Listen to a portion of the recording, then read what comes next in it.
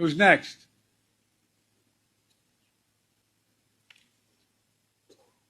Distinguished guests, the Prime Minister of the Republic of India. Biden एक बार फिर उलझन का शिकार हो गए। अमेरिकी सदर जो बाइडेन की हर बात भूलने की आदत थम न सकी। जो बाइडेन स्टेज पर भारतीय वज़ीर-ए-आज़म नरेंद्र मोदी का तारुफ कराना ही भूल गए। बाइडेन ने अपना भाषण पूरा किया और इसके बाद उन्हें शायद ये बात नहीं पता थी कि अगला मेहमान कौन होगा जो उनके बाद बोलेगा। तो ये मेरे ख्याल में एक बहुत बड़ी ह्यूमिलिएशन है, लेकिन उस ह्यूमिलिएशन के बावजूद हमने देखा कि जो नरेंद्र मोदी हैं वो जब मिलने गए जो बाइडेन से, तो वहां पर एज यूजुअल उन्होंने उनको जप्फी डाली और पब्लिकली तो सब अच्छा शो करने की कोशिश की। लेकिन जो बाइडेन का एक मोमेंट था इस मीटिंग में जहां पे जो बाइडेन ने गलती से माइक में बोल दिया और मीडिया ने पकड़ लिया कि China is testing us. China में जो मौलवी हजरात हैं, जो मौलाना हजरात हैं, उन्हें जबरदस्ती डांस करवाया जा रहा है सजा के तौर पे, और रीजन ये बताई जा रही है कि आप अपने बच्चों को इस्लाम की, मजहब की टीचिंग देते हैं, इस वजह से आपको ये डांस करवा रहे हैं। वजह बताई जाए ना, कौन सा माशी मसला है पाकिस्तान में? कोई माशी जंग नहीं है पाकिस्तान में, बेफिक्र होकर बैठे। मैं पाकिस्तान में मईशत को किसी सूरत पहले नंबर पे नहीं लाता।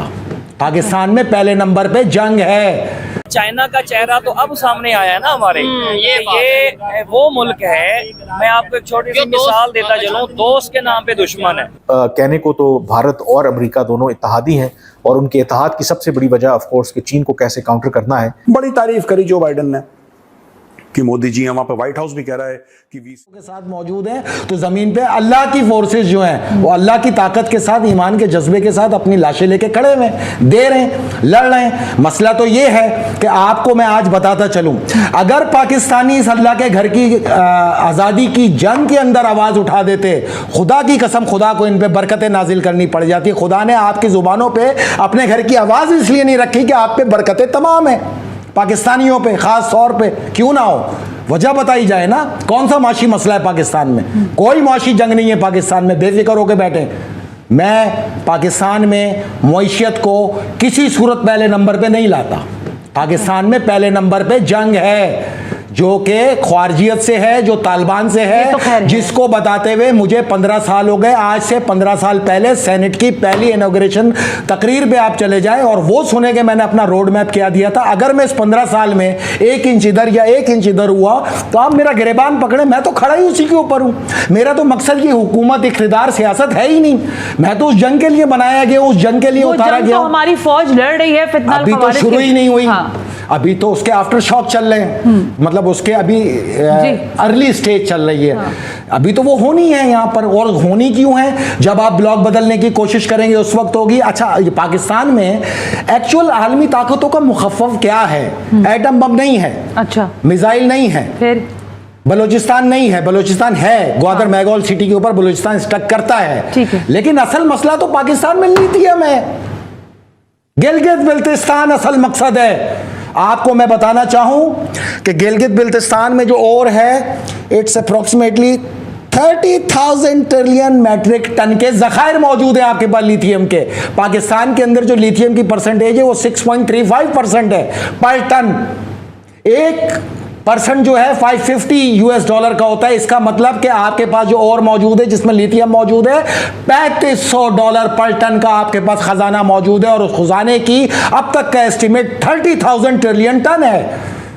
सोच सकती हैं कि आपके पास कितना बड़ा खजाना है, उसके बावजूद आप भीख मांगो, आप लोगों के आगे कशकोल लेके जाओ, आपको कोई भीख नहीं देगा। आपको इसलिए यहाँ पे तबाह किया गया है कि कोई आपको खड़ा करने के लायक नहीं है पाकिस्तान में।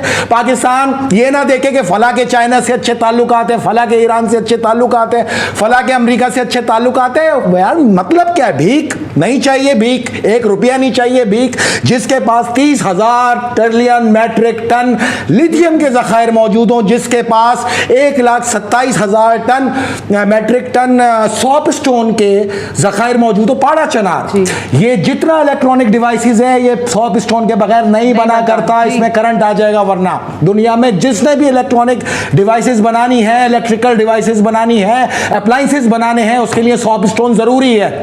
सॉप स्टोन की कुल मालियत कितनी है पाकिस्तान में? और जो है पहाड़ का पत्थर 350 रुपए किलो पे आए, कल पूरी दुनिया खड़ी है। हम सिर्फ ये समझाते थे और का सौदा नहीं करो, इनको लीज पे नहीं दो, इनको लाओ यहाँ पे प्रोजेक्ट लगाओ, और जो चीज 350 रुपए किलो की है, जब वो सैक्रेड होगी, यानी कि सब हम इस पे करेंगे शो। जी जी।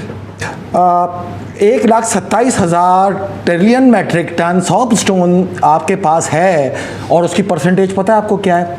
मिनिमम परसेंटेज 82% है, मैक्सिमम परसेंटेज जो पाड़ा चनार से आई है वो 97.35% माय है। गॉड। ओके, और दुनिया इसकी खरीदार है। अब खरीदारी क्या है?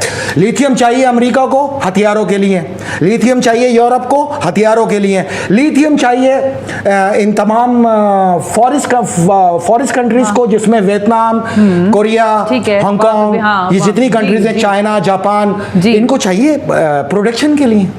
देखिए हर एक आदमी की अलग अलग सोच मौजूद है, हर एक का अपनी रिसोर्सेज को। यार आप बलूचिस्तान में तो 10% भी नहीं है, ग्रेनाइट और क्रोमाइट ठीक है, वो इनके अप्लायंसेस के अंदर इस्तेमाल होता है, बट 10% सोना मौजूद है, वो अरबियों की उस पर नजर है, वो अरब ले जाने के चक्कर में ग्रेनाइट क्रोमाइट के ऊपर चाइनीज लगे हुए हैं। बट पाड़ा चनार KPK को अलग करने का मकसद ही दुनिया की नजर में यह है कि पाड़ा चनार गिलगित बिल्तिस्तान को इंजेक्ट कर दो, जहां दुनिया का सबसे बड़ा खजाना मौजूद।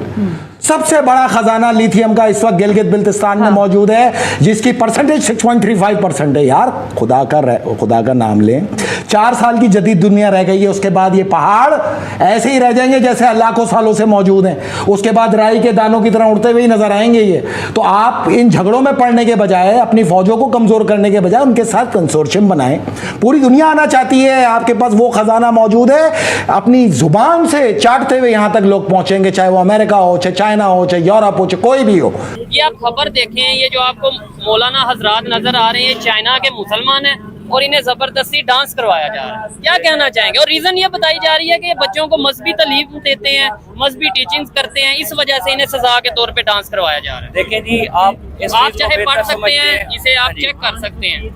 जहरी बात है, ये तो खबर बिल्कुल ठीक ही है। अगर आप रिसर्च करें तो रिसर्च के मुताबिक इस्लाम वो वहद एक दीन है जो दुनिया में तेजी से बढ़ रहा है। अच्छा, मतलब लोगों में शऊर आ रहा है, वो इस चीज को एक्सेप्ट कर रहे हैं कि जो मुसलमान है वो सही रास्ते पे। अच्छा, तो जहरी बात है, अब दुनिया में इसके खिलाफ प्रोपेगेंडा तो होना ही है। यहूदी हो गए, ईसाई हो गए, उन्होंने कोई ना कोई तो साजिश करनी है। अच्छा, अब बात ये है कि चाइना का चेहरा तो अब सामने आया है ना हमारे। ये वो मुल्क है, मैं आपको एक छोटी सी मिसाल देता चलूं, दोस्त के नाम पे दुश्मन है। मतलब एक बांदर होता है ना, जिसको बंदा खिला पिला के बड़ा करता है। अब उस बांदर का जो मालिक होता है वो जिस तरह चाहे उसको नचा ले। लेकिन अब क्योंकि हम फंस चुके हैं, हम बंदर बने हुए हैं, कर्जा ले चुके हैं। अब मैंने तो इतना भी पढ़ा है चाइना के बारे में, तो ये मुल्क छोटे छोटे मुल्कों को पैसे दे दे के उनके ऊपर कब्जा करता है। ये आपने नाम भी सुना होगा, हांगकांग के ऊपर भी इसने काम ऐसा करने की कोशिश की, कोरिया के ऊपर भी इसने, श्रीलंका के ऊपर भी ऐसा इन्होंने कोशिश की, श्रीलंका के ऊपर भी कोशिश की। अब बारी है पाकिस्तान की। ये जो आपकी ऑरेंज ट्रेन चल रही है, मेट्रो चल रही है, सारी इन्वेस्टमेंट लेके आ रहे हैं। अब हम इनके खिलाफ बोल भी नहीं सकते। अगर हम बोलेंगे तो वो कहेंगे ठीक है, हम अपनी इन्वेस्टमेंट ले जाते हैं, तो फिर हम अब मजबूर हैं। तो जहरी बात है, कुछ ना कुछ तो ये करेंगे। हमारी हुकूमत तो बोलने वाली है नहीं। तो सर ये मुनाफिकत नहीं है? मतलब ये है कि अगर लेट्स सपोज इंडिया से कोई खबर हमें तस्दीक होती है, नहीं होती, हम बस चला देते हैं, लो जी जुल्म हो गया, लो जी मोदी गवर्नमेंट ने ये कर दिया, वो कर दिया। हम दिन रात, मैं ये गारंटी से कहता हूँ, कोई, मैं चैलेंज करता हूँ कि पूरे पाकिस्तान मेन स्ट्रीम मीडिया पे कोई एक दिन ऐसा गुजरा हो जिस दिन किसी भी मेन स्ट्रीम मीडिया चैनल ने इंडिया के खिलाफ खबर ना चलाई हो। नमस्कार दोस्तों। तो दोस्तों, जैसा कि आपने देखा किस प्रकार पाकिस्तानी मीडिया हर जगह अपनी पांव अड़ाने की आदत से कभी पीछे नहीं हटती है। इस बार भी दरअसल हुआ यूं कि प्रधानमंत्री नरेंद्र मोदी यूएसए दौरे पर गए हुए हैं, जहां उनकी क्वाड के साथ मीटिंग होनी है और साथ में ही डोनाल्ड ट्रंप भी प्रधानमंत्री नरेंद्र मोदी से मिलने की अपनी इच्छा जता चुके हैं, क्योंकि वो समझते हैं कि चुनाव जीत सकते हैं और अमेरिकी राष्ट्रपति के तौर पर वो फिर से प्रधानमंत्री नरेंद्र मोदी से मिलेंगे। किंतु उससे पहले वो मिलकर वहां की जो भारतीय प्रवासी कम्युनिटी है उसका सपोर्ट लेने के लिए उतावले हो रहे हैं। तो ऐसे में वो प्रधानमंत्री नरेंद्र मोदी से भी मुलाकात कर सकते हैं।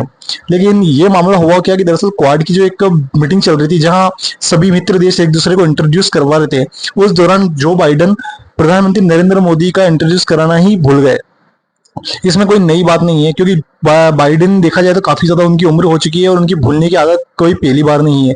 न जाने कितनी बार, कितने ही मंच पे वो कितनी बार लोगों को भूल चुके हैं। तो इसमें हंसने वाली बात नहीं, लेकिन प्रधानमंत्री का गेस्चर वाकई में काबिल तारीफ था कि उन्होंने तुरंत आकर अपना मोर्चा संभाल लिया। खैर, इस पर आपकी क्या राय है कमेंट सेक्शन में जरूर बताएं। जय हिंद।